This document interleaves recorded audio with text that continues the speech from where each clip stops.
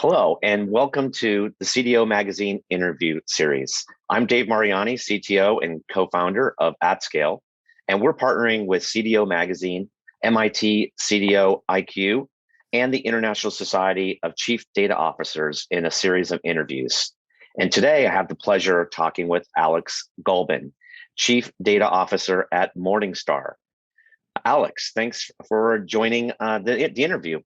Thank you so much for having me, David. It's a pleasure. Great to meet you. So Likewise. I was doing a little bit of research on your background, Alex, and you got an amazing one. You started out as a systems analyst at Siemens, and then you have long stints at Lehman Brothers, B of A Securities, and BlackRock before you took your current role at Morningstar. So it's a pretty amazing background. So how about you tell the listeners here a little bit about what your path was to get to where you are today? Sure, I'll be happy, and it's very hard to fit 30 years worth of experience into a 90-second conversation. So I'll do my best, but essentially, I kind of moved from technology into research, into like a more of a connect the dots kind of role. So. As a software developer, I was basically, doing programming and systems analysis, but always wanted to be on the receiving end of technology work. So when I had an opportunity at Lehman Brothers to move from technology to fixed income research, I grabbed it. It was a little interesting because at the time when I interviewed for the role, I wouldn't know the difference between a bond and a box in my office. So I still give people a tremendous amount of credit for like trusting me and hiring me for my technology acumen, believing that I can actually figure things out with bonds. I took my CFA charter exams specifically so that I can actually come up to speed. And just been part of research really got me access to. Some of the best minds in fixed income, like Lehman was a tremendous bond house. Even to this day, when you turn on CNBC, and a lot of people speaking on the fixed income side are likely to be Lehman alum. So having worked side by side with these people actually taught me a lot of things. And that really helped me throughout my career at BlackRock, which was basically traditionally a fixed income asset manager. But then being part of BlackRock through integrations of Merrill Lynch Investment Management and BGI, expanded my remit into alternatives and equities and multi-asset and other types of portfolios. And coming to Morningstar, what I'm trying to bring to the table is essentially appreciation of what people do with the product, right? So like if you're building cars, and if you have never driven a car, it's very hard to imagine what's the driver's experience. So if my years at Lehman, Bank of America, and BlackRock taught me anything, is really having an appreciation of what happens when the product is released. Mm-hmm. And that's sort of like my as I go through my days, as I go through my career, I'm just trying to build as much empathy as possible into what really happens. But it's been almost 30 years career, and most of them in the financial industry. And I feel very strongly that usually developed capital markets bring a lot of uptick in terms of living standards and general sort of like economic well-being. So I'm privileged to be part of that ecosystem. Yeah, and you've and it sounds like you've been on the business side, learning about bonds and the like, and the data side. And so, how did that work in terms of? Well, you started out as a software engineer, and now you're a chief data officer. But sounds like you were involved in the business itself for quite some time. And so like in a way, it looks a little bit like like a closing the circle. But right now, although within Morningstar, I'm technically part of the technology team, I consider myself a non-technologist in a technology team. And like the way I believe that the traditional notion of we'll build it and they'll come And then for some reason they don't come. And the traditional approach is like, well, perhaps we didn't build it with the right technology stack. Let's just go and rebuild it. In my view, 99.99% of the time when proverbial they don't come to your product, it's not because of the wrong technology stack, it's because you're solving the problem or you're answering the wrong question. So it's like you're climbing the mountain, it takes a lot of effort, you burn a lot of calories, you're happy you're on the top of the mountain, and then you realize you climbed the wrong mountain. So what I think I try to bring to the organization through my CEO role is taking an extra day or two a month or a quarter, if need be, to make sure that we're absolutely climbing the right mountain and that we have all the team members necessary to be successful at that. Yeah, you sort of, your background and your philosophy sort of mirrors sort of what I've always believed too. I started out in the business side too. I was economics major at UCLA. That's what I graduated with, and here I am. But it's like I think it's easier to teach technology to a business person than teach the business to a technologist. And so I've always found that it's blending the two is super powerful. But when you do have that sort of appreciation, like you said, empathy for solving business problems, it definitely gives you a leg up when it comes to making sure the technology is solving the right problem. So I love that. And it's a very good point. And I've seen a number of discussions where people talk about data literacy, and it's like this kind of like question now, like how do you educate your organization to be data literate? And it's like if you look at the definition of literacy, it talks about it's like is the art of writing and reading. And for some reason, I think when technologists talk about data literacy or data people talk about data literacy, they generally talk about reading. So like, well, how come the rest of this organization don't understand what I'm saying? And, perhaps people should consider that if they don't speak human, there will be very little data literacy on the other end. So like, perhaps writing in human will help your readers to actually read what you're writing. So I think this notion of data literacy starts with storytelling, and starts with the conversation, and starts with making sure that anybody can make a complicated story more complicated. It takes incredible amount of effort to make something complicated simple. And I view it's like, if I were to define it's like, job, like, step one of a successful CDO, in my perspective, is start speaking human. I love that.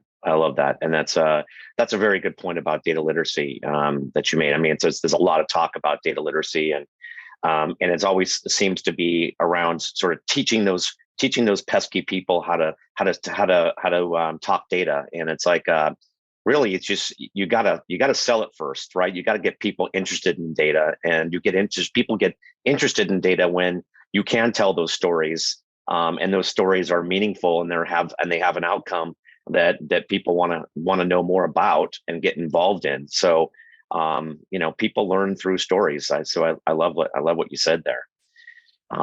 So we have a couple tracks to talk today, Alex, in terms of we'll talk a little bit about leadership in the data space and sort of how do you built your organization. We'll talk about how you deliver value, and then maybe talk a little bit about what we just touched upon when it comes to governance and data literacy and the like. So let's just start with leadership, and how you look, what you've seen work for you in the past when it comes to hiring data and analytics leaders, for example, in your organization. So what kind of qualities, what do you look for when you're looking to build a team for companies like Morningstar? A couple of years ago, one of my friends actually, used a wonderful phrase that I kind of remembered. He basically said that in order to build an extraordinary product, you need extraordinary people. And he continued on saying, look, extraordinary people can do ordinary work. Ordinary people cannot do extraordinary work. And I believe that most people out there have extraordinary features and extraordinary capabilities. The trick is to match their extraordinary capabilities with what needs to be done. And I'm like personally a lot less focused on specific rubric of skill sets and requirements. And probably part of that is my personal experience when I interviewed for fixed income research at Lehman Brothers. And people asked me, like, do you know the difference between stock and bond? And I kind of like, limped my way out of it. When they asked me, like, what is the bond duration? And I gave them a blank look. And then they introduced me to somebody else. It's like, oh, here's this guy. He came recommended by his manager, but he doesn't know what the bond duration is. And it's like, why are we even talking to him? And they still hired me. And I think I've done really, really well for the organization that hired me. And I give them a lot of credit to actually see potential behind, not knowing certain things.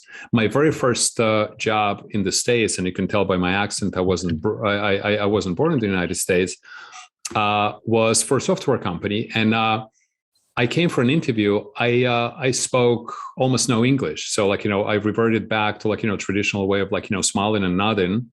And to this day, and that was 1989, to this day, I still have no idea why they hired me.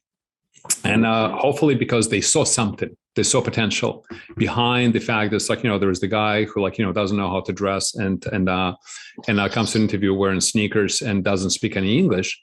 So kind of reflecting back on my own personal experiences, what I try to look for in the team is people with an extremely long runway. And it's not easy to figure out how much of a runway they have, based on the 30 or 45-minute interview.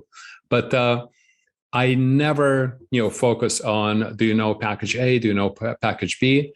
And it's more about what makes you going, what makes you skip to work as opposed to drag yourself to work. What gets you excited? Just trying to understand, everybody has this key, and you turn this key and it's you wind them up in the right direction and they'll be doing absolutely phenomenal work for you. So I believe that motivated people are 100 times more productive than unmotivated people. So what I'm trying to understand, what gets people motivated? And if it seems to be culturally aligned with what I believe makes the rest of the organization motivated, if they have the same set of values, you can learn, you can learn C++, you can learn Java, you can learn Python. If I could learn fixed income, people can learn anything, right? So so I love it. So I'm generally looking for where's the runway, where's the potential? And are your values aligned culturally with what we're looking for, and looking for more of a diverse set of skill sets? I think it's perfectly fine to hire a music major into a technology role.